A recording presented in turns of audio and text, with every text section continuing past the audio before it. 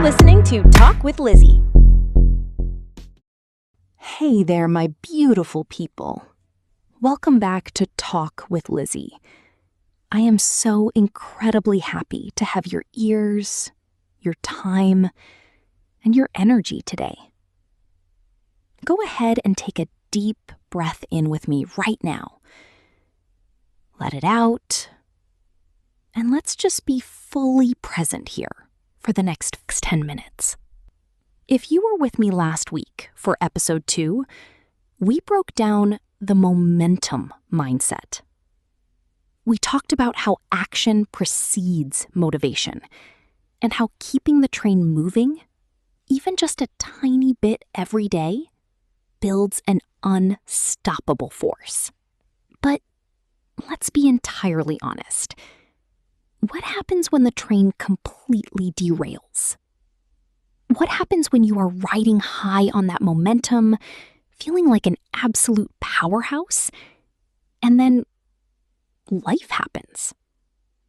You get sick, your car breaks down, you face a major financial surprise, or maybe you just experience a glaring, painful failure that knocks the wind right out of you.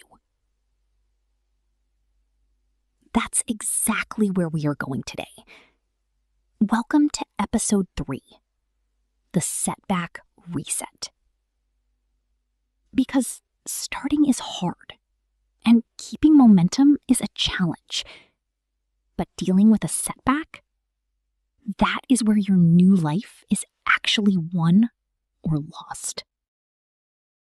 Let's start by defining our first key focus word today, because we carry a lot of heavy, unnecessary emotional baggage with it. That word is setback. By definition, a setback is a reversal in progress, a check to further advancement. I want you to notice something crucial about that definition. It says a reversal or a check to progress.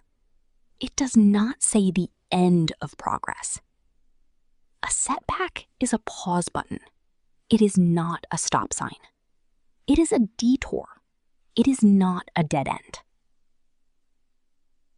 But what do we usually do when a setback hits? We immediately internalize it. We say, see, I knew I couldn't do this. I lost my momentum, so I might as well just quit. We turn a temporary external event into a permanent identity flaw. Let me give you a reframe. In engineering and design, a setback is actually a deliberate architectural feature.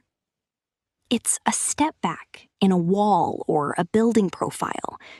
It is structurally necessary to allow light to reach the ground level and to keep the building stable as it grows higher. What if the setback you are experiencing right now isn't proof that you're failing? What if it is structurally necessary for your growth? What if it's letting the light back in so you can see your path more clearly?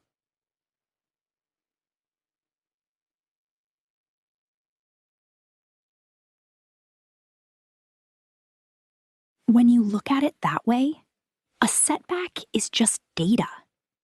It's life giving you feedback, telling you to adjust your coordinates. It's not a punishment. So how do we respond to this data? That brings us to our second key focus word. And it's the ultimate superpower of personal growth: resilience. In physics and material science, resilience is the capacity of a strained body to recover its size and shape after deformation caused especially by compressive stress. In psychology, It's the capacity to recover quickly from difficulties. Toughness. Now look closely at that material science definition. It says, a body recovers its shape after deformation caused by stress. It means to be resilient, you must go through the bending, the squeezing, and the pressure. You don't get to be resilient in a vacuum where everything goes perfectly. Resilience isn't about being bulletproof. It's not about pretending you don't feel the pain, the disappointment, or the frustration of a setback. It's about how quickly you can adapt, pivot, and snap back into form. I think some of you listening right now feel like you've been deformed by life lately. The pressure has been immense. You feel bent out of shape. And I want to validate that. It hurts. It is discouraging. But hear me when I say this.